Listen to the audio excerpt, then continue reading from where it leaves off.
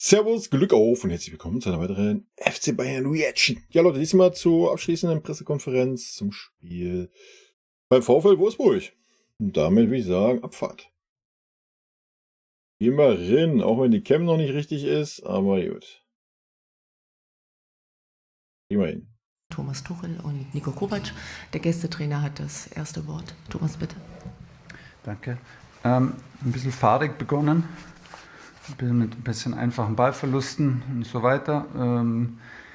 Ersten 10 Minuten, dann wurde es besser. Dann haben wir das Spiel in die gegnerische Hälfte gebracht, mit viel Ballbesitz und auch, glaube ich, dann unser bestes Spiel gemacht gegen den tiefen Block.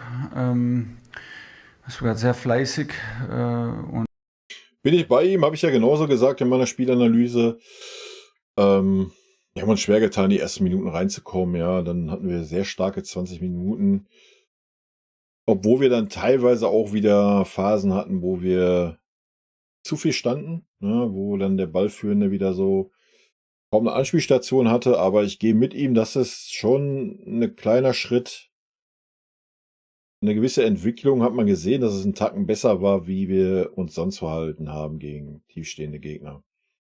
Obwohl Leroy und auch Musiala teilweise noch zu eigensinnig war. Ja, heute hat man, glaube ich, gesehen, wie wichtig dann Müller aber auch ist in solchen Spielen, ne? Wo der Gegner halt super tief steht, wenn der Müller da sich frei bewegen kann und Ideen hat, unorthodoxe und so weiter. Ich denke, das hat einen großen Unterschied gemacht.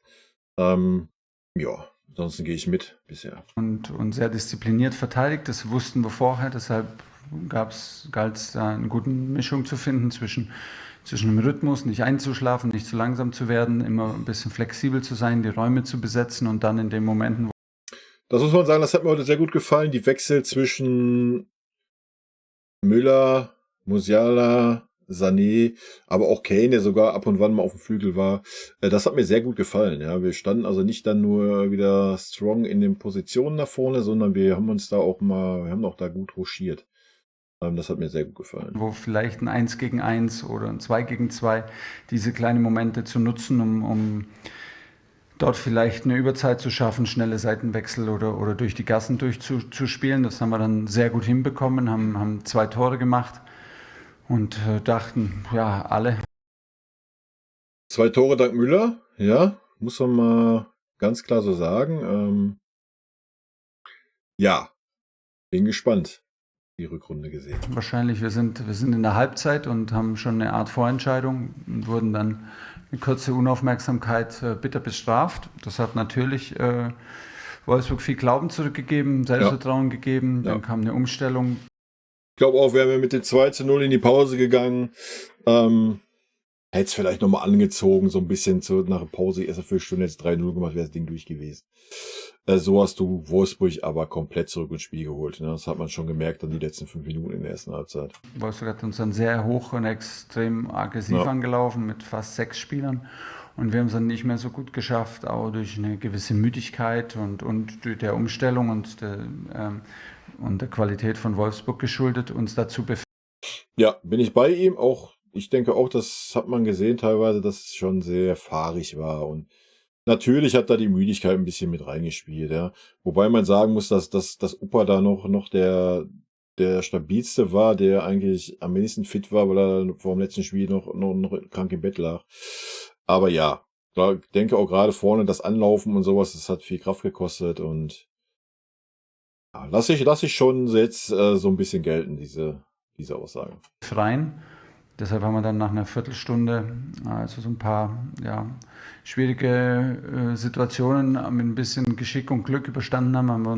Ja, also 10 Minuten, ne, war das bis dahin so, wo wir kamen gar nicht mehr ins Spiel. Wir haben jeden Ball direkt wieder verloren, Fonsi war katastrophal, aber auch alle anderen Spieler, wir hatten riesige Probleme und ja, dann hat Tuchel endlich mal das Richtige gemacht. Uns entschieden, zu dritt dagegen zu verteidigen und auch selber in einem kompakteren Block zu verteidigen und dadurch haben wir dann auch bessere Balleroberungen wieder gekriegt, schwieriger gemacht für Wolfsburg durch die Gassen zu spielen, uns ins Laufen zu bringen und konnten dann selber auch immer. Und waren auch wieder, haben Schub gekriegt einfach, ja, hat man gesehen. Wir waren wieder in den Zweikämpfen präsent, was vorher gar nicht der Fall war. Wieder Phasen mit Ballbesitz haben. Am Ende, ganz ehrlich, also ich habe selber die Grippetabletten hier oben in der Brusttasche. Der Spieler Rafa Guerrero hat gestern gar nicht geschlafen. Wir dachten heute Morgen, wir können ihn gar nicht mitnehmen. Und dann Okay, das erklärt auf jeden Fall seine schwankende Leistung. Ja. Aber das hat man heute schon gesehen, dass er wirklich Schwierigkeiten teilweise hatte. Ne? spielt er hier wieder 90 Minuten. Das hat man uns angemerkt. Ein paar Spieler waren noch im Krankenhaus vor ein paar Tagen, so wie Upa. Und ja, deshalb ist das. Aber Opa, muss ich sagen, habe ich das heute nicht angemerkt. Vielleicht habe ich da eine falsche Wahrnehmung. Wenn, haut es mir gerne in die Kommentare rein. Aber ich fand den Opa heute bärenstark. Am Ende natürlich kann das auch mal so ausschauen, wie es aussah. Aber es war eine Völlig okay. Völlig okay. Ich gehe da voll mit. Drauf geschissen, das letzte Spiel. Es ging darum, das Spiel zu gewinnen. Wir haben die schwierige Phase überstanden. Ja, Tuchel hat richtig reagiert. Danach haben wir das Spiel wieder im Griff gehabt. Und alles ist gut. Ja, da musst du halt einfach auch mal das Ergebnis mitnehmen und auf den Rest mal sagen, Arsch geleckt. eine tolle Mannschaftsleistung. Und wir haben dann alles Körper. Die Mannschaft hat sich auf jeden Fall nochmal richtig reingebissen, ja. Auch unter der Führung von Harry Kane vorne, der dann auch mit nach hinten nochmal mehr gemacht hat und so. War schon echt gut. Auch Musiala, der sich aufgeopfert hat dann in der Defensive. Nochmal gegeben, um uns den knappen Sieg dann letztendlich zu verdienen. Ja. Vielen Dank. Nico, wie fällt dein Fazit aus? Ja, Thomas, gratuliere dir beziehungsweise dem FC Bayern München zum Sieg. Ich finde, wir sind in der ersten Halbzeit, die ersten 10 Minuten, wie Thomas auch gerade sagte, das war soweit okay. Wir hatten mit der Umschaltsituation von Matthias eine Möglichkeit, mit ein bisschen mehr Genauigkeit wäre es vielleicht etwas gefährlicher geworden. Dann haben wir es nicht gut gemacht. Wir sind einfach zu passiv gewesen. Wir haben dort wir haben da 70% Ballbesitz gehabt oder sowas, ne? Die ersten 35, 40 Minuten dann, das war wild. Ja, ich habe es nicht ganz verstanden, warum wir dort gewartet haben. Wir wollten schon, genauso wie in der zweiten Halbzeit, den Gegner unter Druck setzen, nach vorne verteidigen, schon kompakt stehen, aber dann darüber hinaus den Gegner wirklich... Ja, weil wir auch noch frisch waren und es ganz gut gemacht haben, ne? Das muss man ja fairerweise auch mal sagen. Attackieren. Wir haben in der ersten Halbzeit keinen einzigen richtigen Zweikampf geführt und wenn du Bayern München nicht auch körperlich angehst, dann ist es schwierig, weil die Spieler einfach eine zu hohe Qualität haben. Ohne Körperkontakt spielt sich sehr viel leichter. Zweite Halbzeit durch die Umstellung zur Viererkette haben wir sehr viel höher und aggressiver verteidigt, haben dann auch den FC Bayern München dazu gezwungen, in der Dreierkette zu verteidigen oder Fünferkette, je nachdem, wie man es sehen möchte, weil wir... Ja, es war schon eine Fünferkette, ne? Es war im Aufbau dann eine Dreierkette. Sofern wir da noch viel Aufbau hatten, wir hatten dann nochmal so 5, 6 Minuten, ja, wo unsere Außenverteidiger mal ein bisschen höher standen. Aber ansonsten war es schon eine Fünferkette. Wir schon gut rausgekommen sind, weil wir eine ganz andere zweite Halbzeit gespielt haben, ein ganz anderes Gesicht gezeigt haben. Das ist das, was wir eigentlich erste Halbzeit auch spielen wollten. Nur, ja, leider haben wir uns für den Aufwand, den wir in der zweiten Halbzeit geleistet haben, nicht belohnt. Aber die Art und Weise war total in Ordnung. Vielen Dank an die beiden Trainer. Dann darf ich an euch übergeben für die Fragen. Engelbert Hensel von der Watz in der 4. Reihe hinten. Hallo Herr Kovac. Mit welchem Gefühl gehen Sie denn raus jetzt aus diesem Jahr? Ich meine, wenn man sich jetzt so die letzten Spiele anguckt, das ging ja dann doch in die richtige Richtung nach den Problemen, die man hatte. Ja, sicherlich haben wir viele Sachen oder einige Sachen besser hinbekommen. Wir haben die Sachen stabilisiert. Von den Punkten her 19 ist natürlich nicht das, was wir uns erwartet haben. Ich glaube, wenn man ganz ehrlich ist, 3, 4 Punkte mehr hätten es sein können, sicherlich auch sein müssen. Was mir aber trotzdem zuversichtlich stimmt, ist die Tatsache, dass wir hier heute gegen Bayern München, gegen Freiburg, gegen Leverkusen, gegen Leipzig, auch gegen die Mannschaften, die wir auswärts gespielt haben, nie großartig die viel schlechtere Mannschaft waren. Im Gegenteil, wir haben immer gut mitgehalten. Leider sind die Ergebnisse dann nicht so, wie wir uns das vorstellen, aber man sieht, dass die Mannschaft schon sehr viel mehr Potenzial hat als das, was wir im Moment an Punkten haben. Deswegen bin ich sehr zuversichtlich, dass wir das kommende Jahr besser agieren werden, als wir es punktemäßig jetzt getan haben. Hier vorne in der 1. Reihe. Ja, 2 Fragen an Herrn Tuchel. Einmal, wie wichtig war Thomas Müller heute mit seinen beiden Vorlagen?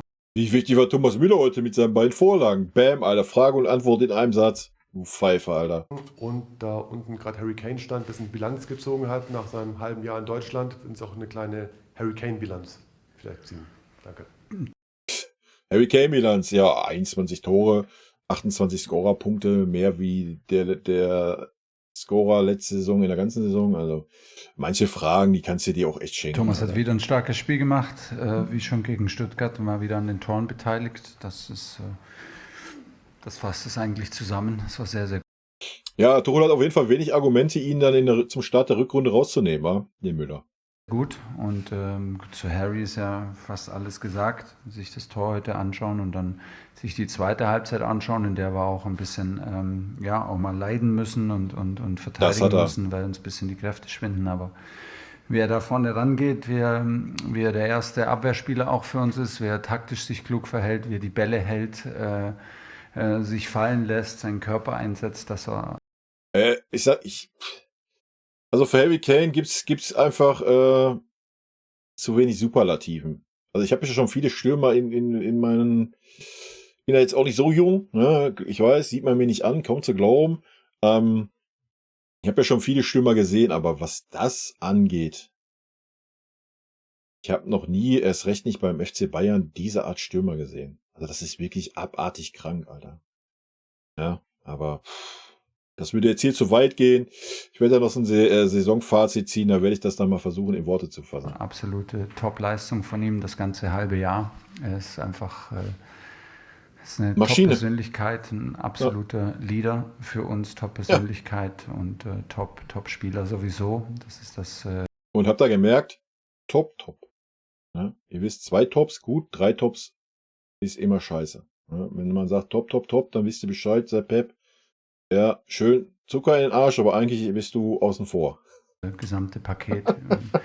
Wir haben uns entschieden, da den Kapitän der englischen Nationalmannschaft mit aller Macht nach Deutschland zu holen und sind froh, dass sich das so bestätigt hat und dass Harry so im Rampenlicht steht, weil er es verdient hat.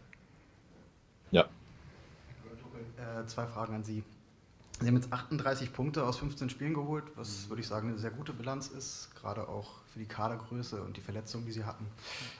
Wo sind denn Ihrer Meinung nach die größten Fortschritte entstanden in dieser Hinrunde, gerade auch verglichen zu Ihrer Anfangszeit in München? Und wo sehen Sie die größten Baustellen für die kommenden Monate? Naja, gut, das hat er ja schon vor ein paar Wochen und immer mal wieder beantwortet. Ich denke mal, den größten Fortschritt, den wir gemacht haben, dass wir uns nicht mehr so ergeben, abgesehen von Frankfurt. Das war der einzige Rückfall, das einzige Spiel, wo wir uns wirklich ergeben haben, wo wir nicht in der Lage waren, irgendwie dagegen zu halten. Bedingt dann aber auch durch das Spiel. Glück möchte ich nicht sagen. Wenn Schupo das Ding da gemacht hätte zum 2:3, aber dass Schupo noch im Platz stand, war halt eine Farce. Ja, aber ansonsten haben wir halt den Fortschritt gemacht, dass wenn wir scheiße spielen und trotzdem mal zum Rückstand lagen, oder generell, wenn wir schlecht spielen, die Spiele trotzdem gewonnen haben. Ja? Oder dann nochmal zurückgekommen sind, das Spiel gedreht haben oder dann nochmal ein Unentschieden gespielt haben. Das ist so der große Fortschritt, den ich festhalten würde. Ansonsten spielsystemmäßig ist es immer noch schwer. Ja, wenn ein Gegner da ist, der uns Raum anbietet, dann haben wir ein System mittlerweile, das sieht dann sehr gut aus, haben wir gesehen, gegen Stuttgart, auch gegen Dortmund schon, auch teilweise gegen Galatasaray. Wenn aber der Gegner dann wirklich hardcore presst, haben wir auch gesehen gegen Galatasaray oder auch heute gegen Wolfsburg, diese 20 Minuten, haben wir auch arge Probleme noch. Und wir haben natürlich von Anfang der Saison bis jetzt, massive Probleme, wenn der Gegner mit 2 Ketten hinten drin steht. Ja, wenn der Gegner aggressiv verteidigt, sehr defensiv steht, haben wir riesige Probleme und da ist relativ wenig Fortschritt zu sehen bisher. Ja, es war heute teilweise einen Tacken besser, aber da haben wir richtig Luft nach oben. Ne? Ja, um Baustellen bin ich mal gespannt. Haben wir mehr als genug. Mal gucken, welcher er davon anspricht. Ich glaube, unsere Widerstandsfähigkeit hat sich deutlich erhöht. Unsere Widerstandsfähigkeit innerhalb von Spielen und auch zwischen den Spielen. Wie gesagt, wir haben sehr viele Punkte geholt. Bayer Leverkusen hat noch mehr geholt. Und dafür gebührt ihnen auch der allergrößte Respekt. Ja gut, sie haben einen mehr geholt. Wenn wir mal das Nachholspiel gegen Union schon mal dabei nehmen und sagen mal, wir gewinnen das. Wovon wir erstmal ausgehen, obwohl es mit sicher nicht leicht wird, denke ich. Dann haben sie einen Punkt mehr geholt. Das muss man jetzt auch nicht... ne? Klar, ein Punkt mehr ist auf dem Papier ein Punkt mehr. Aktuell sind es 4 Punkte mehr, logisch. Gebührt Respekt und Lob und Anerkennung. Aber es ist jetzt nicht so, dass die irgendwie 8, 9 Punkte weg wird. Unsere Widerstandsfähigkeit, unsere Konstanz, unsere Widerstandsfähigkeit, auch mal schlechte Phasen zu durchstehen auf dem Feld. Das war auch heute wieder so. Die Reaktion Ja, ist aber, was ich auch gesagt habe. jetzt auch auf die Niederlage, die einzige Saisonniederlage, aber die extrem bitter war in Frankfurt, war wieder absolut top. Gegen Manchester gewonnen, gegen Stuttgart zu Hause gewonnen und jetzt dann nochmal einen Sieg landen können in Wolfsburg, obwohl die Verletzten-Situation vor allen Dingen dann nach Man-U extrem war und dann kamen noch Krankheiten dazu. Deshalb gebührt der Mannschaft dafür jetzt wirklich das größte Kompliment. Das sind schon Dinge, auf die wir aufbauen und wir hoffen, dass wir ein bisschen mehr Glück haben. Es sind jetzt am Ende der Hinrunde wirklich ein paar Verletzte und ein paar Kranke zu viel gewesen und das wird die Herausforderung bleiben, konstant zu bleiben, noch ein bisschen flüssiger, ein bisschen Spielgeschwindigkeit hochzuhalten, wie wir das heute über weite Teile dann auch gemacht haben, unsere Formation zu finden. Das war manchmal schwer, weil in den Bereichen, wo uns Alternativen gefehlt haben, hatten wir immer wieder Verletzungen mit Matthijs de Ligt wochenlang, mit Upamecano, mit Nus Mazraoui. Da mussten wir viel improvisieren und deshalb hat uns da, glaube ich, auch immer wieder mal ein Automatismus gefehlt, aber wir sind dran. Wir werden auch versuchen, die Mannschaft zu verstärken im Winter natürlich. Das ist nicht leicht und weiß nicht, ob uns das gelingt, weil der Wintertransfermarkt ist natürlich immer noch mal ein bisschen komplizierter als der Sommer. Sehe ich genauso. Und ansonsten vertrauen wir unserer Qualität und auch dem Geist, der in der Mannschaft steckt. Und ich glaube, dass uns jetzt auch gerade die letzten Wochen und die Reaktion auf das Frankfurt-Spiel da wieder ein Stück weitergebracht haben. Naja. Ja, die Reaktion, aber die musste auch kommen. Aber so ein Spiel wie in Frankfurt darf einfach nicht passieren. Punkt. Ja, Saarbrücken, sei mal dahingestellt, können wir gerne abhaken, können wir reinnehmen. Ja, haben wir einfach unterschätzt, ja, sind da nicht all in gegangen, weil wir Harry Kane nicht noch eingewechselt haben zur 70. Bums, fliegst du da raus. Passiert mal, ja. Aber das in Frankfurt darf nicht passieren. Also es kann keine Ausrede sein, wir hätten Frankfurt unterschätzt. Es kann keine Ausrede sein, oh, wir hatten mal 10 Tage und konnten mal 7 Tage am Stück trainieren. Ganz im Gegenteil, ja. Wenn du es da nicht hinkriegst, weil, keine Ahnung, du hast keinen Spielrhythmus, du hast keine Form, wie auch immer, dann musst du übrigens fickrig und gallig sein in den Zweikämpfen. Das alles waren wir nicht. Und das ist kein Fortschritt. Das sehen wir seit Monaten. Immer wieder solche Spiele. Ja. Immer wieder aus heiterem Himmel. Weiß ich nicht, ob man das dann als Fortschritt gelten lassen kann, ja. Weil die anderen Spiele waren jetzt auch nicht geil. Wir haben 3, 4 gute Spiele gemacht, der Rest war Durchschnitt, ja, den wir durch Einzelaktionen gewonnen haben. Klar, jetzt zum Schluss hin war es, abgesehen vom Frankfurt-Spiel, recht okay. Ja, gegen Stuttgart gut, gegen Dortmund gut, Darmstadt war gut, dazwischen dann 1, 2 Spiele, die einigermaßen gut waren. Das ist schon okay. Also man sieht schon eine Steigerung auf jeden Fall zu den ersten 10 Spielen die Saison, ja. Jetzt haben wir eine ganz kurze Pause. Die Spieler können mal frei werden im Schädel. Denke, das tut den Jungs mal ganz gut. Und wir haben eine gute Ausgangsposition in der Liga, in der Champions League. Und ja, da geht dann der Fokus drauf. Wir hoffen, dass wir wenig Verletzte haben, dass wir uns vielleicht mit 2 bis 4 Spielern verstärken können in der Winterpause. Und wenn das nicht gelingt, müssen wir halt einfach mal die jungen Spieler ein bisschen mehr einbinden. Und dann schauen wir mal, was geht, ne? Ob am Ende der Saison dann Titel rausspringen oder nicht. Kevin Schwank von der Bild-Zeitung. Ja, Kovac, der Kollege hat schon gesagt, die Leistungskurve geht ja kontinuierlich nach oben. Was ist jetzt der nächste Step? Wo müssen Sie nächstes Jahr ansetzen? Was muss besser werden? Und ja, da muss ich halt belohnen, wa? noch eine zweite Frage ist vielleicht gestattet. Nach 17 Jahren hat Max Kruse seine Karriere offiziell beendet. Was für ein Fußballer geht der Welt verloren? Ja, zur zweiten Frage, also das muss ich jetzt nicht beantworten. Weil wir haben heute ein Spiel gegen den FC Bayern München gehabt. Ich habe heute die Aufgabe, Ihnen zu erklären, was wir gerne verändern möchten. ich glaube, die Stabilität, die wir uns in den letzten Spielen Das ist mal eine souveräne Absage, Alter, ja. Das sollte Tuchel zwischendurch auch mal tun.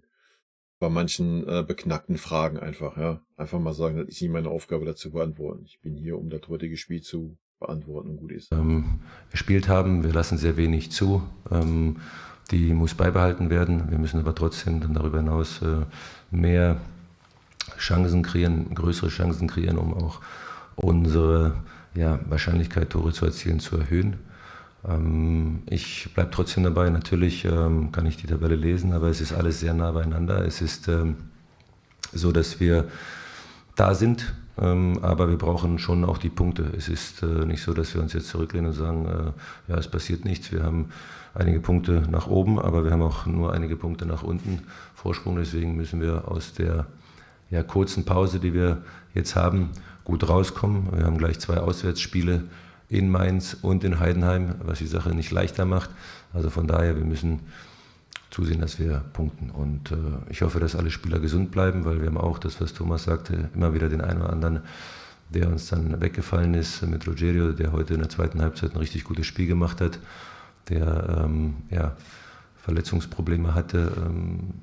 Das ist ganz wichtig, weil man kann die Ziele nur erreichen, wenn man die stärkste Mannschaft an Bord hat. Wenn das nicht der Fall ist, dann hat jede Mannschaft immer wieder auch Probleme. In der Mitte Sebastian Stiekel von der dpa und dann ganz rechts außen. Herr Tuchel, eine Nachfrage noch zu dem, was Sie vorhin gesagt haben. Diese Verletzungen- und Krankheitsprobleme, die Sie ja beschrieben haben, die treffen ja einen ohnehin besonders dünnen Kader. Was brauchen Sie denn oder was braucht der FC Bayern Ihrer Meinung nach denn alleine quantitativ, damit so eine Situation nicht dann nochmal auftaucht oder das Risiko nicht besteht, wenn es im Frühjahr um die... Was ist das wieder für eine banale Frage, Alter? Was brauchst du an Quantität? Ja, wir können natürlich jetzt sagen, wir verpflichten 8 Spieler. So, Tuchel hat eh nur 11 Spieler, Alter. Tuchel ist ein Trainer, der 11 Spieler hat, eine feste Formation, die immer spielt. So, Tuchel wechselt die Startformation nur, wenn einer verletzt ist oder gesperrt ist. So, was will Tuchel mit einem Kader, der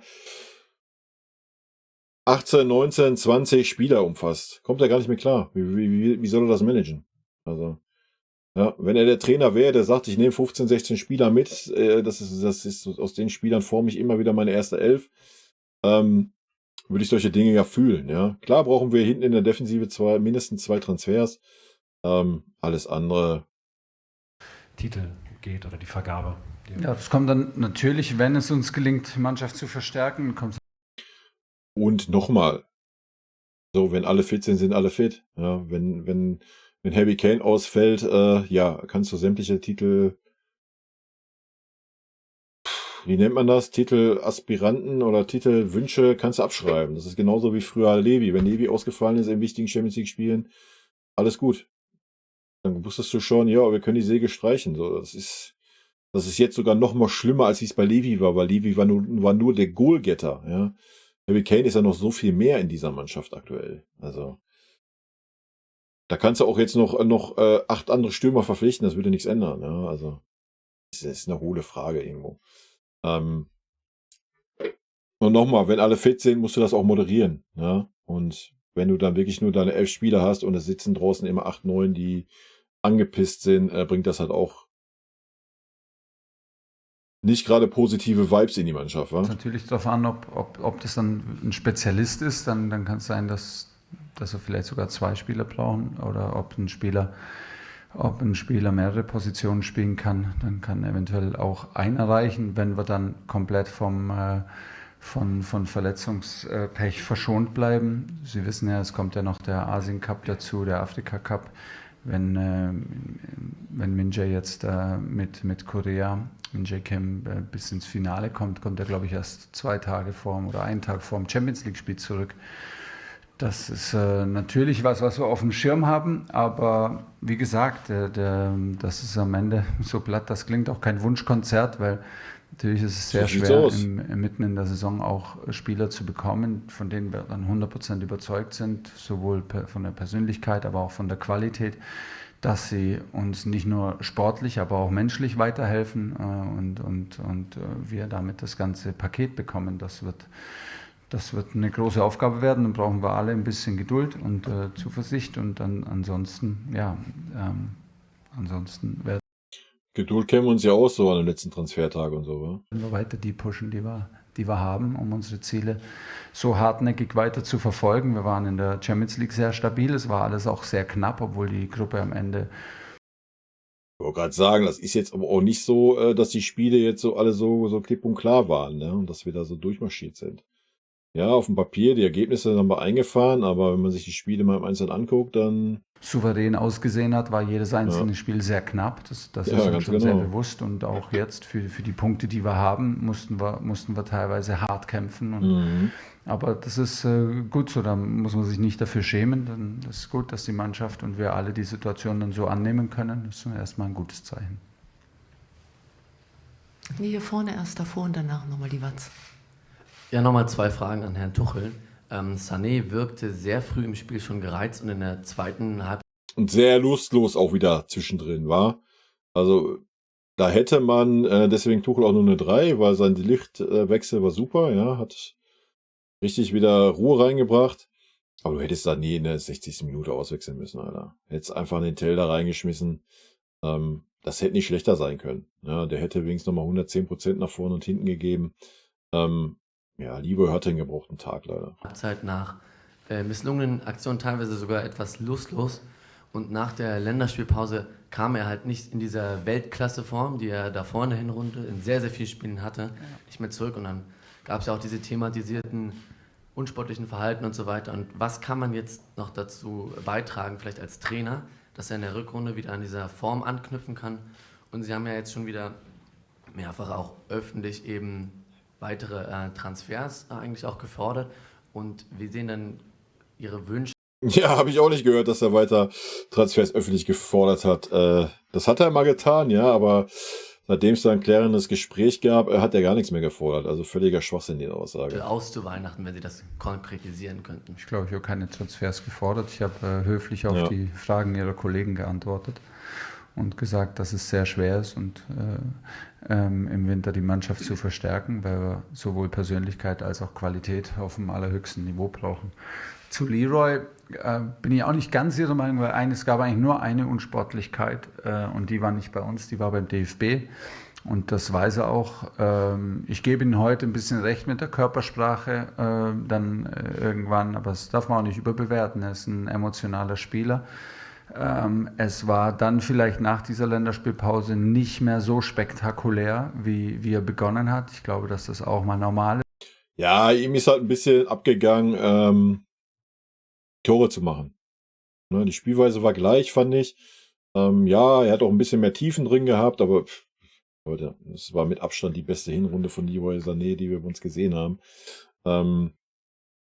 Hat 2, 3 richtig schlechte Spiele sogar gehabt, hat sich aber nicht mehr so am Stück gehabt, hat dann mal ein schlechtes gehabt, hat sich dann aber ein bisschen rausgekämpft. Das Zusammenspiel mit Harry Kane wurde immer besser. Ja, ihm ist ein bisschen die Abschlussstärke abhanden gekommen, das stimmt. Aber ansonsten war es okay. Es war jetzt gegen VfB Stuttgart extrem stark und extrem fleißig, weil wir dort viel aufwenden mussten mit den vielen Ausfällen. Haben wir uns damals für ein 4-4-2 entschieden und da musste er sehr, sehr viel mithelfen auf seiner Seite. Das hat er heute auch wieder gemacht, weil Wolfsburg in der ersten Halbzeit durch die breite Anordnung in einer Fünferkette, durch die vielen Seitenwechsel, da sind ab und zu einfach tiefe Wege nötig von den Flügelspielern und das macht Leroy klaglos und auf einem extrem hohen körperlichen Niveau. So deshalb muss man das mit einbeziehen, wenn man seine Leistung beurteilt. Das tun wir. Er hat meine allerhöchste Wertschätzung für das, was er diese Hinrunde geleistet hat. Das Problem ist, dass wir nie genug haben und ich hoffe, dass er auch diesen Geist hat. Er hat die Messlatte jetzt selber so hochgelegt. Er war sehr effektiv für uns. Er war, wie ich gesagt habe, sehr fleißig für uns. Heute bin ich sogar mit Ihnen einer Meinung, dass die Körpersprache und so weiter in der zweiten Halbzeit, ja. Ja, es ist ein bisschen traurig, wenn er das genauso sieht. Hätte man da auch mal ein Zeichen setzen können. Ne? Das ist immer so ein bisschen schade halt. Ja, es geht ja nicht darum, den Spieler dann irgendwie abzustrafen oder sowas. Aber man kann da ja auch mal Zeichen setzen. Ja, komm, Leroy, du hast heute nicht die Körpersprache, du hast heute keinen guten Tag, du bist vielleicht auch ein bisschen platt und so. Ja, dann schmeiß doch für eine halbe Stunde den Tell da rein, Alter. Manchmal hätten wir uns das ein bisschen anders gewünscht, aber nochmal, das gehört in das Paket Leroy auch manchmal mit dazu, dass man dann das auch mal akzeptiert. Er hat immer wieder dann für Entlastung gesorgt durch seinen Speed, durch seine Tempo-Dribblings, deshalb Ja, aber es hätte den Tell auch gekonnt. bin ich sehr zufrieden. Das war, ich glaube, er hat jedes Spiel für uns gemacht, fast jedes Spiel gemacht und auf dem körperlichen Niveau und auch mental, was absolut top war. Und ich hoffe, dass er da anknüpft, wenn es weitergeht. Kovac, war ja auch ein turbulentes Halbjahr. Wie schaffen Sie es jetzt, in diesen schönen Tagen mal abzuschalten? Was gönnen Sie sich da? Familie. Ich glaube, das ist das Wichtigste. Ich bin ja hier allein, also von daher freue ich mich, dass ich meine beiden Mädels treffe, meine Eltern. Ist doch dein Bruder da, ist doch Familie. Oder unsere Eltern. Wir sind jetzt zu zweit. Ich wollte gerade Also sagen. von daher, das gehört dazu. Weihnachten ist ein schönes Erlebnis, schöne Feiertage sind es. Und ja, dann geht es aber auch schon wieder weiter. Am 28. treffen wir uns wieder und am 29. dürfen wir auch nochmal trainieren. Lob und Anerkennung dafür. Ist ja fast wie bei mir. Bei mir geht es am 27. schon direkt wieder weiter. Und dann geht es am 2. ins Trainingslager. Dann bleibt uns noch allen ein schönes Weihnachtsfest zu wünschen, einen guten Start in das neue Jahr. Wir freuen uns auf das Wiedersehen hier in der Volkswagen Arena und kommt ihr wieder gut zurück nach München. Ja, Dankeschön. dem schließe ich mich an. Ja, abgesehen von 2, 3 sehr banalen Fragen, war es doch eine schöne Abschlusspressekonferenz. Ja, und ich denke, wir haben wieder mal gesehen, dass Tuchel auch das sieht, was wir sehen. Ja, jetzt gerade auch auf Leroy bezogen, aber auch so, wie er so ein bisschen das Fazit gezogen hat. Es wäre halt schön, wenn er dann noch anfangen würde, ein bisschen mehr Vertrauen in die Jugend zu haben, einfach die bei uns auf der Bank ist. Ja, und den Spielern einfach auch mal die Chancen zu geben, wenn die Etablierten halt schwächeln. Das ist ja dann auch gar nicht böse gemeint. Wir sind nun mal im Leistungssport. Wir sind beim FC Bayern München. Das sagt er ja auch selber dann, wenn er so einen Pavlovic bewertet, dann sagt er ja auch, ja, das ist mal auf die Kirche im Dorf lassen und so weiter. Gebe ich ihm auch irgendwo recht. Der muss die Leistung natürlich erstmal bestätigen. Habe ich aber schon genug gesagt. Das hätte man in der Hinrunde testen können. Dann hätte man Blaswitz, ne, und so weiter. Aber da muss man es andersrum genauso machen. Ja. Und nochmal, heute hättest du einen Leroy auswechseln müssen in der 60. Minute. Oder du hättest Müller auf den Platz gelassen und hättest einen Leroy runtergenommen. Verstehe ich schon, dass man dann sagt, man lässt einen Leroy drauf wegen dem Speed, aber dann hättest du einen Leroy auswechseln können und Tell bringen können. Also es hätte nicht schlechter sein können, meiner Meinung nach, ja. Ja, und dann wundert man sich immer, wenn der Leroy wieder in so einen komischen Tritt reinkommt. Wenn man das halt nicht unterbindet. Ich meine, er hat es jetzt klar und offen angesprochen in der PK. Ich denke mal, das wird ja auch Leroy mitbekommen. Von daher, das ist gut. Man weiß natürlich auch noch nicht, ob er es vielleicht intern sogar anspricht mit ihm persönlich. Kann ich mir schon gut vorstellen. Aber ansonsten, ich würde mir halt einfach mal wünschen, ja, dass man die jungen Spieler bei uns einfach nicht so hardcore ignoriert und sie wirklich nur irgendwie als Notnagel bringt, weil alle 3, wenn wir Tell, Kretzig und Pavlovic mal nehmen, alle 3 haben jedes Mal, wenn sie spielen durften, auch gezeigt, dass sie das Niveau haben. Ja. Und deswegen ist das ein bisschen schade. Aber auch da kann ich nur auf mein Saisonfazit verweisen, wo ich das mal ein bisschen aufarbeiten werde aus meiner Sicht. Und natürlich dann auch auf den Stream, wo wir dann auch mal Meinung von euch dazu hören. In diesem Sinne, Leute, rot-weiße Grüße gehen raus. Bis dann. Tschüssi.